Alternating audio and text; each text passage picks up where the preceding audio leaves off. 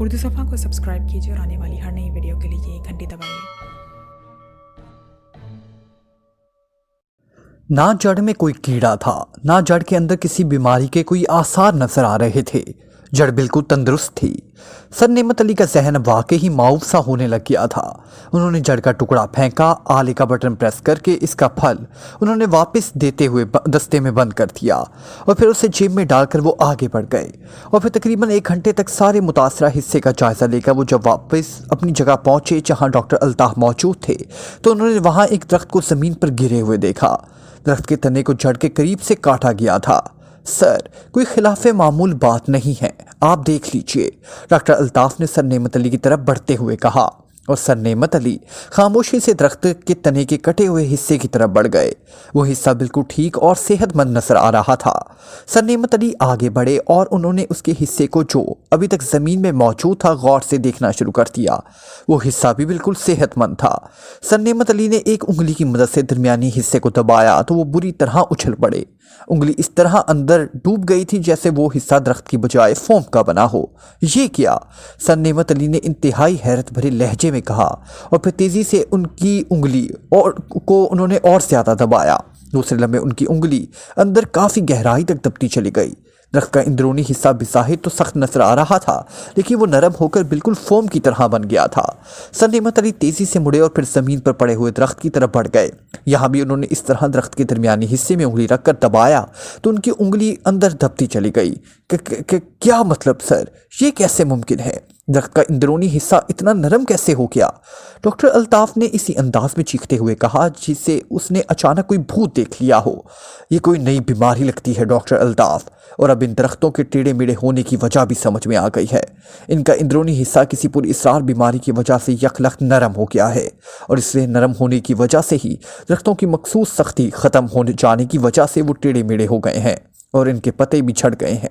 Sir नेमत अली ने होंठ काटते हुए कहा, लेकिन सर ये बीमारी कैसी? कल शाम तक तो ये बिल्कुल सही सलामत थे।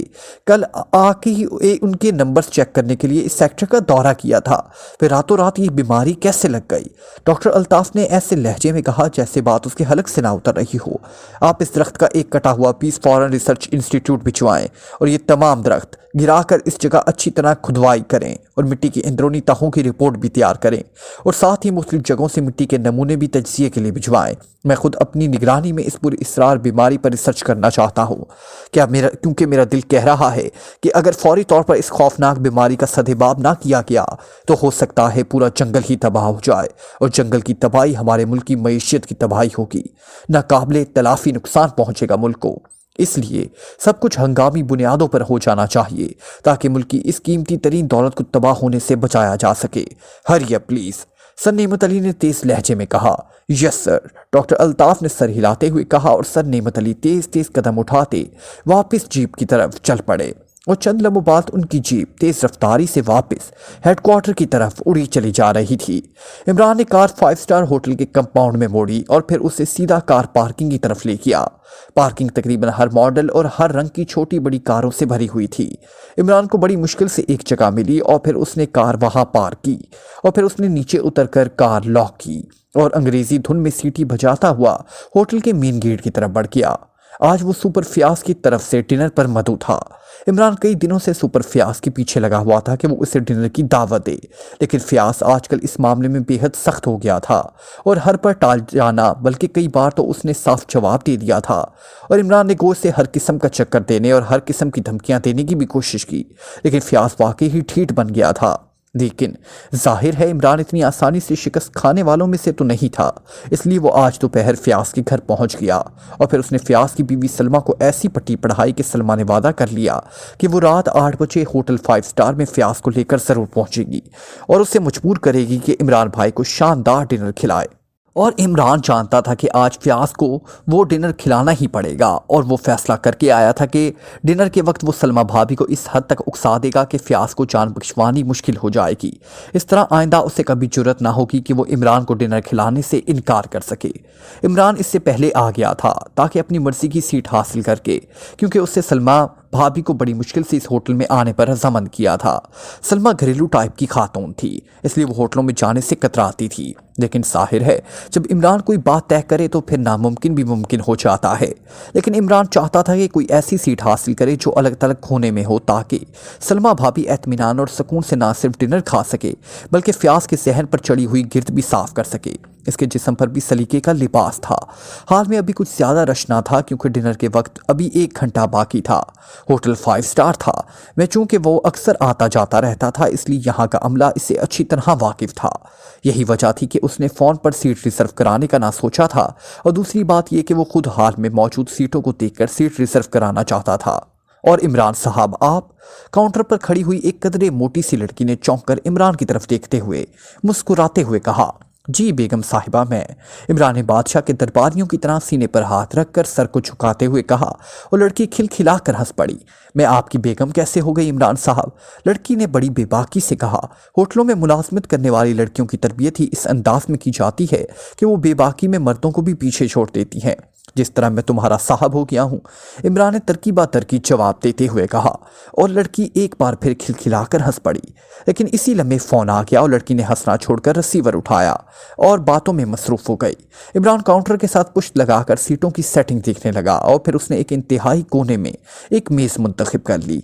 आप फरमाएं मैं क्या खिदमत कर सकती हूँ? लड़की ने रिसीवर रखकर मुस्कुराते हुए दोबारा इमरान से मुखातिब होकर कहा, ज़रा लिस्ट दिखाइए। इमरान ने बड़े संजीदा लहजे में कहा, लिस्ट?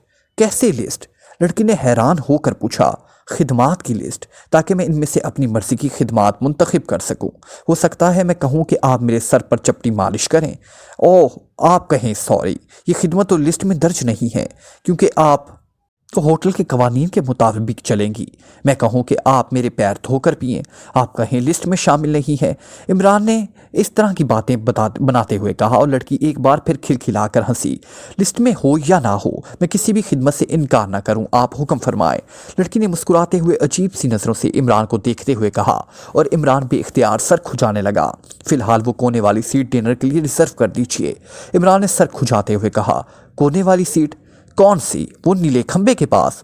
लड़की ने चौंक कर हाल की तरफ देखते हुए कहा, पास नहीं, इससे तीसरी सीट। इमरान ने कहा, ओ अच्छा, 25 नंबर, वही जिसके साथ वाली सीट पर अब 2 साहिबा बैठे हुए हैं। लड़की ने कहा और इमरान ने देखा तो वाकई सीट से मुलिका सीट पर 2 मोटी तोंदों वाले आदमी बैठे हुए थे।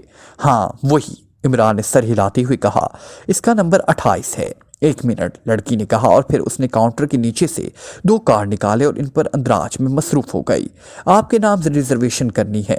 लड़की ने नंबर और तारीख वगैरह पुर करने के अंदाज में कहा, जी नहीं, अभी मैं इतना अमीर नहीं हुआ कि होटल 5 स्टार में सीट रिजर्व करा सकूं।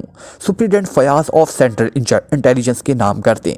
वो अपनी बेगम के हमरा डिनर खाने तशरीफ़ ला रहे हैं और उन्होंने मेहरबानी करते हुए मुझे भी लीमू निचोड़ने की इजाज़त दे दी है। इमरान की जुबान चल पड़ी। लीमू निचोड़ने का क्या मतलब?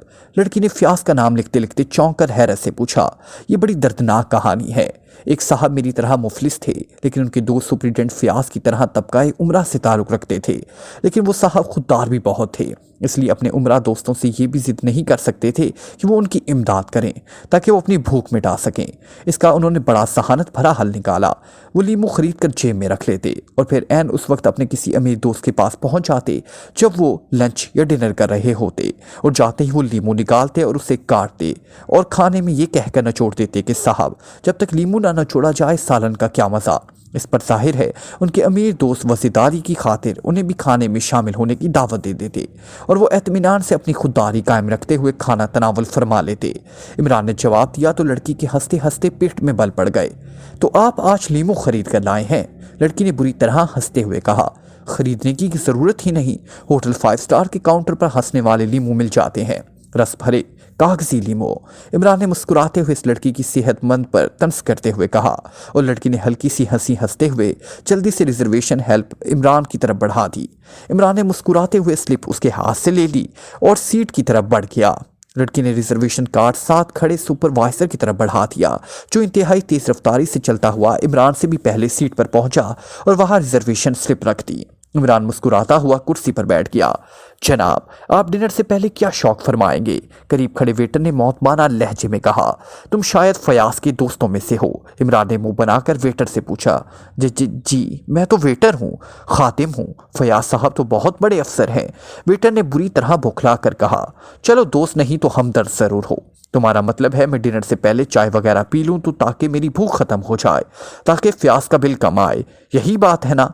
इमरान ने कहा और वेटर मुस्कुरा दिया। जाहिर है वो क्या जवाब दे सकता था। फासमे वाला चूरन ले आओ, इमरान ने मुस्कुराते हुए कहा और वेटर मुस्कुराता हुआ वापस चला गया। अब क्या किया जाए, सेठ पाव, ऑर्डर तो सप्लाई करना ही है, इसलिए बाहर से लकड़ी मंगवानी पड़ी है। रोशन जंगल क्या तबाह हुआ, मेरा बिजनेस तबाह हो गया। इमरान के कान में साथ वाली सीट पर बैठे हुए मोटी तोंदों वालों में से एक की आवाज़ पड़ी और इमरान रोशन जंगल की तबाही के अल्फाज सुनकर बुरी तरह चौंक पड़ा। मेरी समझ में तुम्हारी बात नहीं आई सेठ असलम, इतना बड़ा जंगल कैसे तबाह हो सकता है? क्या हुकूमत ने कुछ नहीं किया है? ये तो मुल्क को बहुत बड़ा नुकसान उठाना पड़ेगा। दूसरे आदमी ने परेशान लहजे में कहा। हुकूमत क्या कर रही है क्या नहीं, इसका तो मुझे इल्म नहीं, लेकिन मैं तो तबाह हो गया। जब मैंने सप्लाई का ठेका लिया तो लकड़ी का रेट बहुत कम था, क्योंकि सारी लकड़ी रोशन जंगल से सप्लाई होनी थी। लेकिन अब जब मैंने खरीदारी शुरू की तो लकड़ी का रेट यकलख्त आसमान पर पहुंच गया, क्योंकि रोशन जंगल पुरअसरार तौर पर तबाह हो गया और अब लकड़ी काफिरिस्तान से दरामद करनी पड़ रही है। और मैं ही तबाह नहीं हुआ, लकड़ी के कारोबार से मुंसलिक हर आदमी तबाह हो गया। और मुल्क के साथ तो जाहिर है बहुत कुछ हो रहा है। अब जाहिर है मुल्क में तामीरात तो बंद नहीं हो सकती, इसलिए हुकूमत को अरबों रुपए का ज़र मुबादला खर्च करके काफिरिस्तान से लकड़ी मंगवानी पड़ रही है। एक आला अफसर मुझे बता रहा था कि रोशन जंगल की तबाही का मुल्क को इस कदर नुकसान उठाना पड़ा है कि उसका अंदाज़ा नहीं किया जा सकता। लकड़ी से कागज़ बनता था, लकड़ी से बेशुमार मसनूआत तैयार होती थी, सब कुछ तबाह हो गया। सेठ पाओ नामी आदमी ने कहा। लेकिन सेठ पाओ, तबाही हुई कैसे?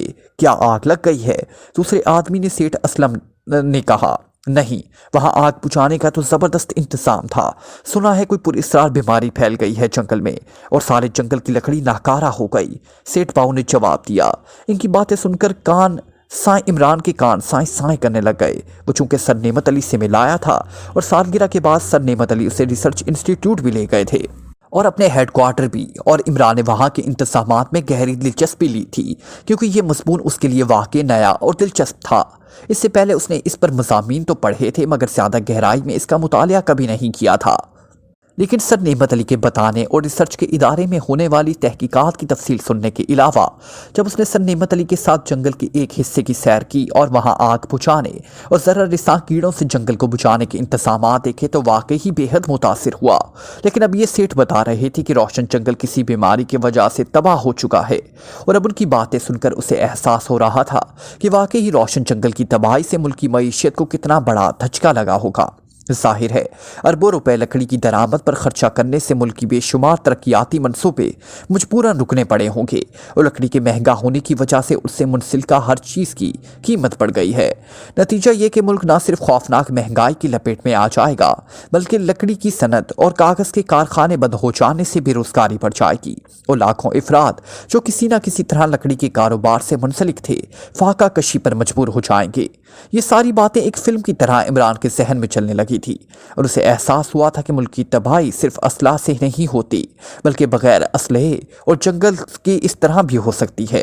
रोशन जंगल की तबाही पाकिस्तान की 10 करोड़ आवाम का कत्ल था, और ये ऐसी तबाही थी जिस पर किसी को मुर्दे इल्ज़ाम भी नहीं ठहराया जा सकता था। उसके जहन में फौरन डॉन फ्लॉचर का नाम घूम किया, और जिस तरह कड़ी से कड़ी जुड़ती चली जाती है, इस तरह उसके जहन में भी डॉन फ्लॉचर का नाम आते ही कड़ियाँ जुड़ने लगी। डॉन फ्लॉचर नाम का एक मुजरिम भी है, और ये डॉन फ्लॉचर फिलाडेल्फिया में जंगलात का मालिक भी है, और बकौल उसके उसने वहाँ जंगलात पर रिसर्च का इदारा भी कायम कर रखा है, जहाँ बड़े मारूफ साइंसदान काम करते हैं। और ये डॉन फ्लॉचर रोशन जंगल के मुतालियाती दौरे पर आता है, और फिर रोशन जंगल किसी पुरअसरार बीमारी से तबाह हो जाता है। अगर वाकई ही ऐसा है तो फिर ये बहुत बड़ा जुर्म है, मुल्क की सलामती के खिलाफ बहुत बड़ी साजिश है। ये पाकिस्तान को मुकम्मल तौर पर तबाह करने की साजिश है, और अगर ये साजिश है तो फिर ये सीक्रेट सर्विस की रेंज में है।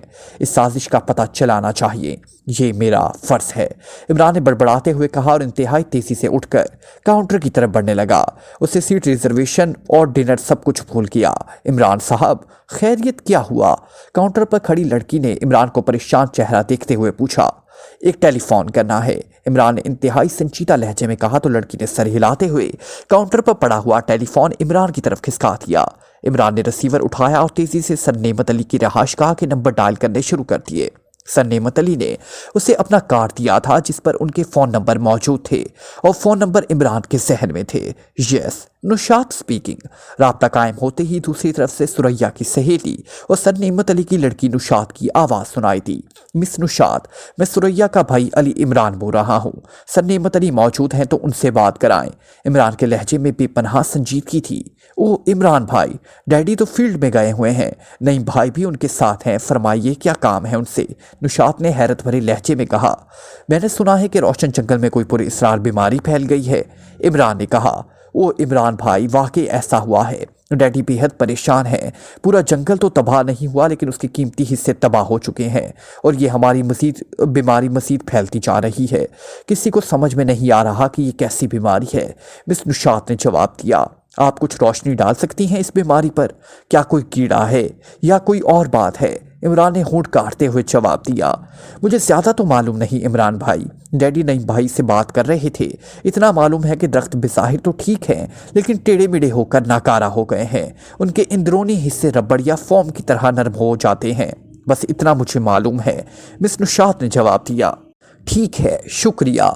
हाँ, वो डॉन फ्लॉचर साहब मौजूद हैं, वो आपके मेहमान। इमरान ने ख्याल के आते ही पूछा, डॉन फ्लॉचर साहब, वो एक्रीमियन? जी नहीं, वो तो एक हफ्ता ठहर कर वापस चले गए थे। क्यों, आप उनके मुतल्लिक क्यों पूछ रहे हैं? मिस नुशात ने हैरत भरे लहजे में पूछा। बस वैसे ही। अच्छा शुक्रिया, मेरा सलाम दे दीजिए अपने डैडी को, मैं जल्द ही उनसे मिलूंगा। खुदा हाफिज, इमरान ने कहा और रसीवर रख दिया। फयाज और उसकी बीवी अभी तक ना पहुंचे थे लेकिन उसके आने का वक्त हो रहा था। और हुक्म जनाब, लड़की ने मुस्कुराते हुए इमरान से मुखातिब होकर कहा, सुप्रिटेंडेंट फयाज आए तो उससे कह दीजिए मैं डिनर में शिरकत नहीं कर सकता, मुझे एक इंतहाई ज़रूरी काम याद आ गया है। इमरान ने इंतहाई संजीदा लहजे में कहा और फिर बगैर काउंटर गल को जवाब सुने वो मुड़ा और तेज तेज कदम उठाता मेन गेट की तरफ बढ़ गया। थोड़ी देर बाद उसकी कार होटल 5 स्टार से निकलकर सर सुल्तान कोठी की तरफ उड़ी जा रही थी। वो सर सुल्तान के जरिए सरकारी तौर पर इस सारे वाक़े की रिपोर्ट हासिल करना चाहता था ताकि बुनियादी बातों का इल्म होने के बाद वो रोशन जंगल जाकर सर नेमत अली से मिले और अगर वाकई ही कोई जुर्म हुआ है तो फिर इस जुर्म के खिलाफ बाकायदा मैदान में उतर सके। स्याह लेकिन इंतहाई चुस्त लिबासों में मलबूस 2 अफराद घने जंगल के एक हिस्से में छुके छुके अंदाज में दौड़ रहे थे। इनमें से एक की पुश्त पर स्याह रंग का एक बड़ा सा बैग लदा हुआ था। वो रात के अंधेरे में इस अंदाज में दौड़ रहे थे जैसे उन्हें यहाँ के एक एक चप्पे का इल्म हो। बस यहाँ रुक जाओ, उससे आगे जाना खतरनाक हो सकता है। अब रात को स्पेशल गश्त शुरू हो चुकी है, एक आदमी ने दबे दबे लहजे में कहा और दूसरा आदमी जिसकी पुश्त पर बैग लदा हुआ था रुक गया। उसका सांस तेज तेज चल रहा था। उसने जल्दी से बैग उतारा और उसे ज़मीन पर रखकर इसकी जिप खोली और अंदर से एक छोटा सा कैप्सूल नमा मिसाइल निकाला जो स्याह रंग का था, जबकि दूसरे आदमी ने जेब से एक मखसूस आला निकाला। उसने इधर उधर देखा और फिर आले के आगे लगे हुए फली को उसने एक जगह ज़मीन पर रखा और बटन दबा दिया। बटन दबते ही सूसू की हल्की हल्की आवाज़ पैदा हुई और वो आले का बरमानुमा फल तेज़ी से ज़मीन के अंदर घुसता चला गया और मिट्टी बाहर निकलकर एक तरफ गिरने लगी। चंद लम्हों में ही ज़मीन के अंदर इस कैप्सूल नमा मिसाइल जितना सुराख बन गया। इस आला बरदार आदमी ने आला बंद किया और उसका फल बाहर निकाल लिया, जबकि दूसरे हाथ में उठाया हुआ कैप्सूल नुमा मिसाइल इस सुराख के अंदर इस तरह रख दिया कि उसकी नोक ऊपर की तरफ थी। जब उसने उसे अपनी मर्जी से एडजस्ट कर लिया तो इन दोनों ने मिलकर एक तरफ पड़ी हुई मिट्टी वापस सुराख में डालनी शुरू कर दी। चूंकि सुराख में मिसाइल था इसलिए काफ़ी सारी मिट्टी डाली गई जो इन दोनों ने मिलकर इस बैग में डाल दी। इसके बाद एक आदमी ने कोट की अंदरूनी जेब से एक छोटा सा बटन निकाला और इस जगह जहां उन्होंने ज़मीन पर मिसाइल फिट किया था इस बटन को फिट कर दिया और इसका बटन दबा दिया। डब्बे में से ऐसी आवाज़ें निकलने लगी जैसे तेज़ आंधी चल रही हो और डब्बे से तकरीबन 1 मीटर के दायरे में वाक़या इंतहाई तेज़ हवा ज़मीन के साथ साथ इस तरह चलने लगी कि चारों तरफ से हवा इस डब्बे की तरफ जा रही थी। ये हवा सिर्फ 5-6 सेकंड तक चली, उसके बाद खामोशी तारी हो गई। लेकिन अब जिस जगह ये डब्बा मौजूद था वहाँ पत्तों और तिनकों का एक ढेर सा लग गया था। एक आदमी ने वो डब्बा पत्तों के ढेर पर से उठाया और उसे बैग में रख लिया। अब वो जगह जहां कैप्सूल मिसाइल जमीन में दफन था पत्तों के ढेर में छुप गई थी और इर्द गिर्द का इलाका भी नॉर्मल लग रहा था। उसके साथ ही वो दोनों तेजी से एक बार फिर इस तरह मखसूस रास्तों पर दौड़ने लगे। तकरीबन 1 घंटे तक जॉगिंग के अंदाज में दौड़ने के बाद वो जंगल के एक निस्बतन खुले हिस्से में पहुंच गए जहां एक स्याह रंग की कार मौजूद थी।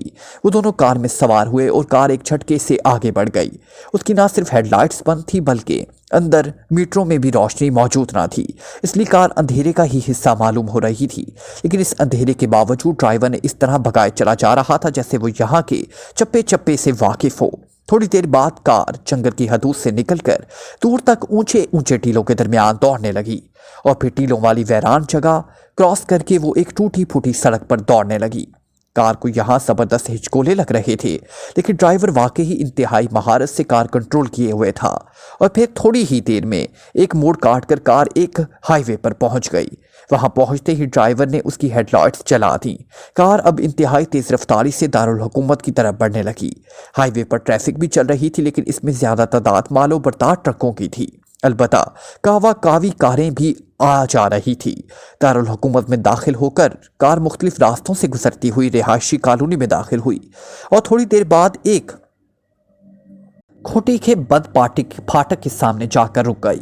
ड्राइवर के साथ वाली सीट पर बैठा हुआ आदमी नीचे उतरा। उसने फाटक के सतून को एक ईंट को जोर से दबाया तो फाटक ऑटोमेटिक अंदाज में खुलता चला गया और ड्राइवर फाटक खुलते ही कार अंदर ले गया, जबकि सतून की ईंट दबाने वाला पैदल ही अंदर दाखिल हो गया और इसने भी अंदर भी सतून की एक ईंट को दबाया तो खुला हुआ फाटक खुद ब खुद बंद होता चला गया। कोठी छोटी सी थी, इसलिए उसका पोर्च भी फाटक से काफी करीब था। फाटक खोलने वाला आदमी फाटक बंद करके पोर्च की तरफ बढ़ गया जहां ड्राइवर का कार रोककर बाहर आ चुका था। वो दोनों ही तेज तेज कदम उठाते बरामदा क्रॉस करके एक राहदारी में दाखिल हुए और फिर एक कमरे में पहुंचकर उन्होंने दीवार पर मौजूद बटनों के बोर्ड के निचले हिस्से पर दबाव डाला तो कमरे का फर्श एक साइड से हट गया और वहां से सीढ़ियां नीचे जाती हुई दिखाई देने लगी। वो दोनों तेजी से सीढ़ियां उतरकर नीचे एक बड़े से तहखाने में पहुंच गए। तहखाने में एक बड़ी मेज और चंद कुर्सियां रखी हुई थी। इनमें से एक तेजी से मेज की तरफ बढ़ा और उसने मेज की दराज खोली और इसमें से एक जदीद साख्त का ट्रांसमीटर निकाला और उसकी साइड पर लगे हुए चंद बटन दबाए तो ट्रांसमीटर से ऐसी आवाजें निकलने लगी जिस तरह समंदर की खौफनाक लहरें सारी चट्टानों से टकराकर शोर मचा रही हों। लेकिन चंद लम्हों बाद ये आवाजें भी कम होती चली गई। हेलो, वहीं के 13 कॉलिंग, वहीं के 13, वहीं के 1 ओवर। इस आदमी ने जल्दी जल्दी यही फिक्रा दोहराना शुरू कर दिया। Yes, VK1 attending over. चंद लम्हों बाद ट्रांसमीटर में से एक ऐसी आवाज निकली जैसे कोई मशीन बोल रही हो। लोहे के साथ रगड़ खाने से जिस तरह खड़खड़ाती हुई आवाज पैदा होती है ऐसी ही आवाज थी। बॉस, 13 पॉइंट वर्किंग ऑर्डर में आ गया है। इस आदमी ने मौतबाना लहजे में कहा। कोई प्रॉब्लम? ओवर। दूसरी तरफ से इस खड़खड़ाती आवाज में पूछा गया। No boss, all is well. Over.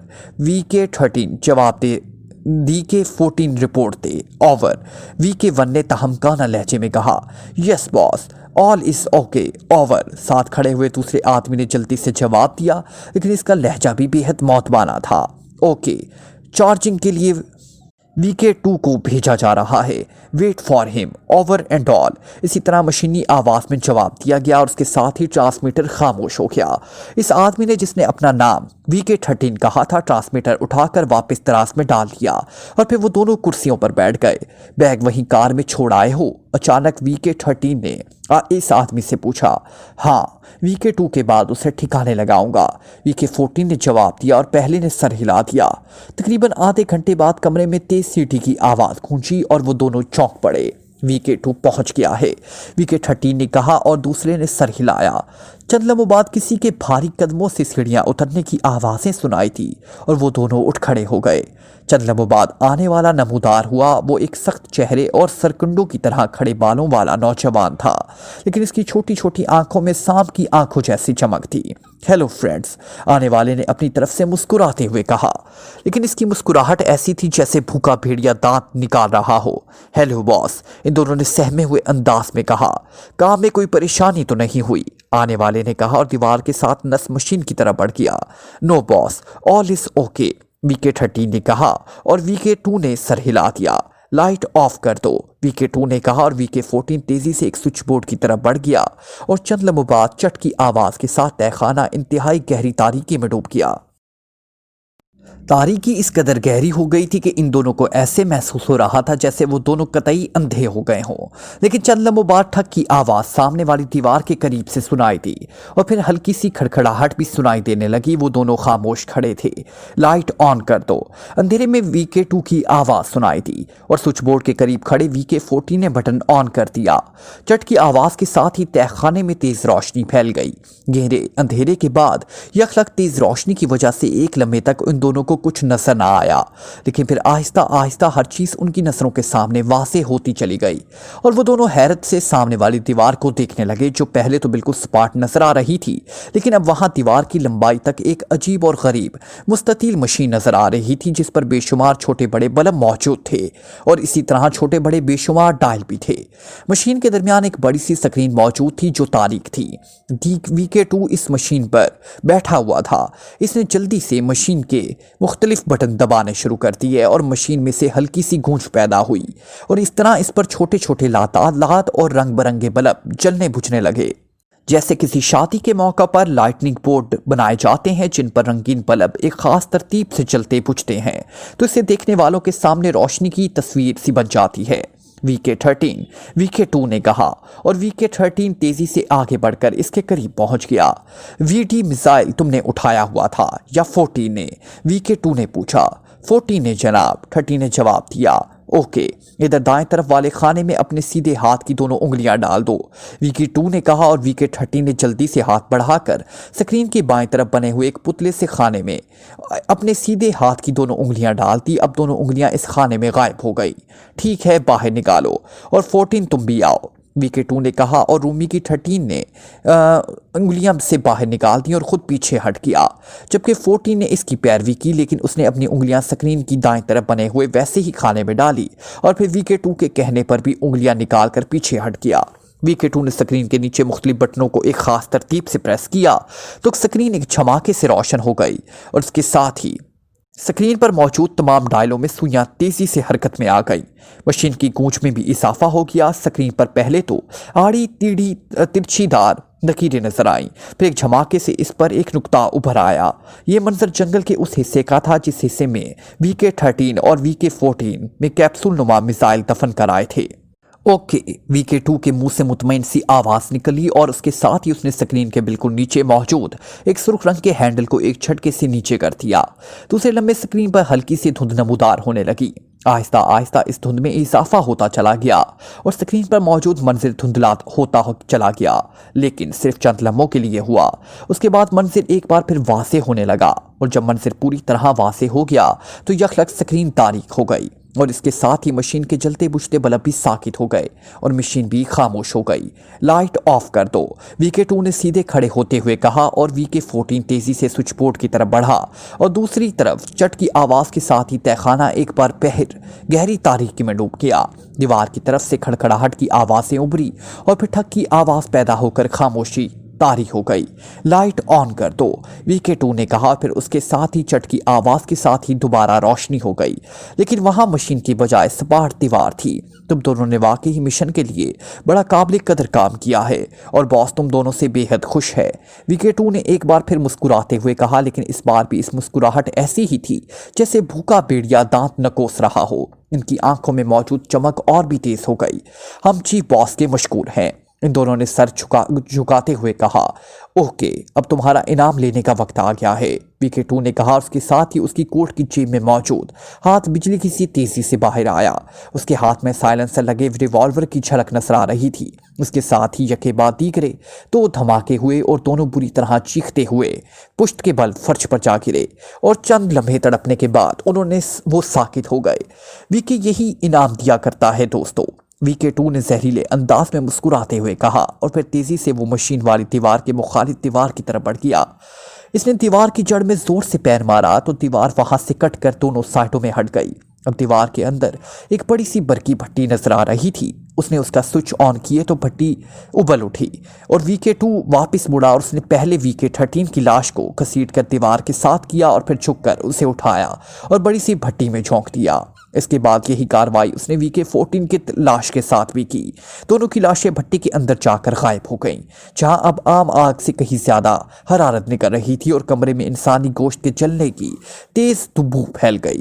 VK-2 نے جلدی سے بھٹی کے بٹن بند کیے اور پھر دیوار کو برابر کر کے وہ اطمینان بھرے انداز میں سیڑھیوں کی طرف بڑھ گیا۔ سیڑھیوں کی ساتھ ہی ایک اور سوئچ بورڈ موجود تھا۔ اس نے اس کا ایک بٹن آف کر دیا تو تہہ خانے میں اندھیرا سا چھا گیا اور VK-2 سیڑھیاں پھلانگتا ہوا اوپر والے کمرے میں آیا۔ اس نے سوئچ بورڈ کے نچلے حصے کو دبا کر فرش برابر کیا، پھر دروازہ کھول کر باہر نکل گیا۔ چند لمحوں بعد وہ اسی کار میں بیٹھا کوٹھی کے پھاٹک سے باہر نکل رہا تھا جس کار میں وہ دونوں آئے تھے۔ کار باہر نکال کر اس نے ستون کی اینٹ دبا کر پھاٹک بند کیا اور دوسرے لمحے کار میں بیٹھ کر وہ آگے بڑھ گیا۔ کار کالونی کی سنسان سڑک پر دوڑتی ہوئی تیزی سے آگے بڑھی چلی جا رہی تھی، لیکن کالونی کے اختتام سے پہلے اس نے کار ایک گلی میں موڑ دی۔ کار ایک چھوٹی سی کوٹھی کے سامنے رک کر اس نے جیب سے ایک چھوٹا سا ٹائم بم نکالا۔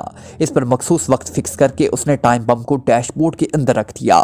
ڈیش بورڈ کو بند کر کے اس نے کار کا دروازہ کھولا اور نیچے اتر آیا۔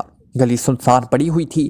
وہ تیز تیز قدم اٹھاتا واپس مڑا اور گلی سے باہر آ کر وہ سڑک پر پیدل چلتا ہوا ایک اور گلی میں مڑ گیا۔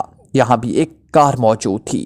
وہ کار میں بیٹھا اور پھر کار بیک کر کے گلی سے باہر لے آیا اور آ کر اسے گھما دیا اور تیزی سے کالونی کے باہر جانے والی سڑک کی طرف کر دیا۔ اسے معلوم تھا کہ 1 گھنٹے بعد ٹائم بم پھٹ جائے گا اور کار کے پرزے فضا میں بکھر جائیں گے۔ اس طرح D13 اور D14 کے تمام آثار ختم ہو جائیں گے۔ اسے معلوم تھا کہ کار چوری کی ہے اور نہ جانے انہوں نے یہ کار کہاں سے اڑائی ہوگی، لیکن اب بہرحال یہ کار ہمیشہ کے لیے ختم ہو جائے گی، کیونکہ انتہائی طاقتور ٹائم بم پھٹنے کے بعد کار کا ڈھانچہ اس طرح گل جائے گا کہ وہ بس لوہے کا ایک ڈھیر ہی محسوس ہوگا۔ کار کی شناخت کا کوئی نشان باقی نہ رہے گا اور یہی وہ چاہتا بھی تھا۔ سر نعمت علی اپنے دفتر میں دونوں ہاتھوں میں اپنا سر تھامے انتہائی پریشانی کے عالم میں بیٹھے ہوئے تھے۔ ان کا چہرہ سرد پڑا ہوا تھا اور چہرے پر انتہائی شگفتگی کے آثار نمایاں تھے۔ ان کے سامنے میز پر ایک کاغذ پڑا ہوا تھا اور ایک ٹک اس کاغذ کو گھورے جا رہے تھے کہ اچانک میز پر پڑے ہوئے انٹرکام کے مترنم گھنٹی بج اٹھی۔ سر نعمت علی نے ایک طویل سانس لے کر ایک ہاتھ بڑھا کر انٹرکام کا ریسیور اٹھا لیا۔ یس، سر نعمت علی نے بھاری لہجے میں کہا۔ سر، چیف ریکارڈ کیپر انجم بول رہا ہوں۔ آپ کل شام فیلڈ میں گئے ہوئے تھے کہ سیکریٹری محکمہ جنگلات جناب منہاس صاحب کا فون آیا اور اس پر اسرار بیماری کے بارے میں تفصیلی ریکارڈ فوری طور پر ان کی کوٹھی پر پہنچایا جائے۔ آپ سے چونکہ رابطہ نہ ہو رہا تھا اور انہوں نے حکم دیا تھا ابھی اور اسی وقت ریکارڈ پہنچایا جائے، چنانچہ میں حکم کی تعمیل میں فوری طور پر ریکارڈ لے کر خود ان کی کوٹھی گیا اور انہیں ریکارڈ دے کر بک ان کے سائن لے آیا۔ میں نے سوچا کہ آپ نہ جانے کس وقت راؤنڈ کے بعد کوٹھی تشریف لے آئے ہوں گے، اس لیے اب صبح آپ کو اطلاع دے رہا ہوں۔ چیف ریکارڈ کیپر نے کہا۔ رپورٹ تو پہلے بھی انہیں بھیجی جا چکی ہے، سر نعمت علی نے کہا۔ وہ رپورٹ تو انہیں مل چکی ہے لیکن وہ پورا ریکارڈ دیکھنا چاہتے تھے، تمام ماہرین کی رپورٹس اور خاص طور پر وہ رپورٹس جو بیرون ملک لیبارٹریوں نے تجزیے کے بعد بھیجی تھی۔ چیف ریکارڈ کیپر نے کہا۔ ٹھیک ہے، اطلاع کا شکریہ، سر نعمت علی نے کہا اور ڈھیلے ہاتھوں سے ریسیور رکھ دیا اور ایک بار پھر میز پر پڑا ہوا کاغذ اٹھا کر پڑھنے لگے۔ یہ اس پوری اسرار بیماری کے نئے شکار کی رپورٹ تھی۔ آج صبح جنگل کا ایک اور صحت مند حصہ اس بیماری کا شکار پایا گیا اور اب تو جنگل کے بہت کم حصے اس بیماری کے زد سے بچے ہوئے تھے، اور جس تیزی سے یہ بیماری پھیلتی جا رہی تھی اس سے ظاہر ہوتا تھا کہ زیادہ سے زیادہ 1 ماہ بعد پورا روشن جنگل ختم ہو جائے گا۔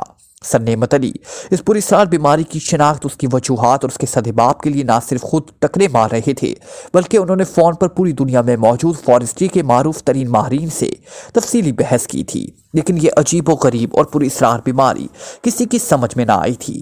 نہ ہی پہلے اس بیماری کے بارے میں کوئی جانتا تھا۔ بیرونی ممالک سے بیماری زدہ لکڑی کا ہنگامی طور پر تجزیہ بھی کرایا گیا لیکن کوئی نتیجہ برآمد نہ ہوا۔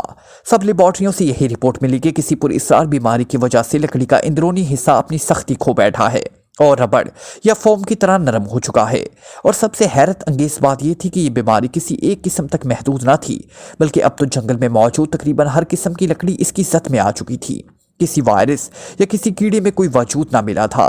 ریسرچ انسٹیٹیوٹ کے ماہرین نے بھی اپنے طور پر کوششیں کی تھی لیکن نتیجہ ہر بار صفر ہی نکلا۔ سر نعمت علی کو پوری طرح احساس ہوا تھا کہ روشن جنگل کی اس تباہی سے ملکی معیشت پر کیا اثرات مرتب ہو رہے ہیں۔ انہیں معلوم تھا کہ ملک خوفناک معاشی بحران کی لپیٹ میں آ رہا ہے، لیکن وہ مجبور اور بے بس ہو چکے تھے۔ ان کی سمجھ میں کچھ نہ آ رہا تھا۔ जब से इस बीमारी का सिलसिला शुरू हुआ वो रात को जब भी सोते उन्हें ख्वाब में भी तबाहियां नजर आती और अब तो उनकी नींद भी खत्म होती जा रही थी। उनका सेहतमंद और दमकता चेहरा अब बुरी तरह मुरझा चुका था और उन्हें यूं महसूस हो रहा था जैसे वो वाकई ही बेहद बूढ़े हो गए हों। लेकिन एक अजीब सी बेबसी थी जिससे वो दो चार थे, ऐसी बेबसी जिसका कोई हल नजर ना आ रहा था। उन्हें इस पूरे जंगल की तबाही से ज्यादा एक और बात की फिक्र खाई जा रही थी। गोल्डन रेंज नामी दरख्तों वाला हिस्सा अभी तक इस बीमारी से महफूज था, लेकिन कब तक? और ये दरख्त ऐसे थे जिसकी जिंदगी के गुज़िश्ता 20 सालों की मेहनत खर्च हुई थी। ये दरख्त उन्होंने कई दरख्तों की क्रॉसिंग के बाद दरियाफ्त किए और ये ऐसी इनकिलाबी दरियाफ्त थी कि उन्हें यकीन था कि जब इस दरख्त का अमली फ़ायदा दुनिया के सामने आया तो उनकी नाम हमेशा हमेशा के लिए अमर हो जाएंगे। गोल्डन रेंज नामी दरख्त की लकड़ी में एक अजीब गरीब खासियत का पता उन्होंने चलाया था। उनकी लकड़ी गीली रेत और मिट्टी जैसे आम कारे से बनी थी और इस तरह खा जाती थी कि जिस तरह इंसान खुराक खा जाता है। बज़ाहिर तो ये कोई ऐसी बात ना थी जिससे कोई फ़ायदा होता नजर आए, लेकिन सर नेमत अली जानते थे ये कितनी इनकलाबी दरियाफ्त है। पाकिस्तान में बिजली पैदा करने के लिए जगह जगह मिट्टी के अजीम डैम बनाए गए थे, जिनमें से इस वक्त सबसे बड़ा आरबेला डैम है। ये डैम दुनिया भर में मिट्टी से तैयार कुदा सबसे बड़ा डैम है। इस डैम की वसअत का अंदाज़ा इस बात से किया जा सकता है कि इस डैम की कुल लंबाई 107 मील, ऊंचाई और 450 फुट और नीचे से चौड़ाई 2200 फुट और ऊपर से चौड़ाई 40 फुट है। इस डैम के लिए 200 मिलियन मुकाब कर मिट्टी इस्तेमाल हुई। इस डैम के पीछे झील की लंबाई 50 मील जबकि औसत चौड़ाई तकरीबन 2 मील है। दूसरे लफ्ज़ों में ये अजीम झील 100 मुरब्बा मील रकबे को घेरे हुए है। इस झील में 11.3 मिलियन एकड़ पानी को गुंजाइश है। 11.3 मिलियन एकड़ फुट पानी की मिकदार का अंदाज़ा इस तरह लगाया जा सकता है कि झील में इतनी मिकदार में पानी अगर पूरे पाकिस्तान में फैला दिया जाए तो ये पानी पूरे पाकिस्तान के रकबे को 3-4 इंच तक डबो देगा। इस झील से 2100 मेगावाट बिजली पैदा हो रही थी जो पूरे पाकिस्तान की बिजली की ज़रूरत का एक बड़ा हिस्सा पूरा करती थी। लेकिन माहिरीन के लिए सबसे बड़ा मसला ये बना हुआ था कि इस डैम को शदीद तरीन खतरा लाहक था और वो खतरा मिट्टी और रेत के वो ज़र्रात जिसे उर्फ़े आम में गार कहते हैं की सूरत में मौजूद था। Like, comment, share, press the bell icon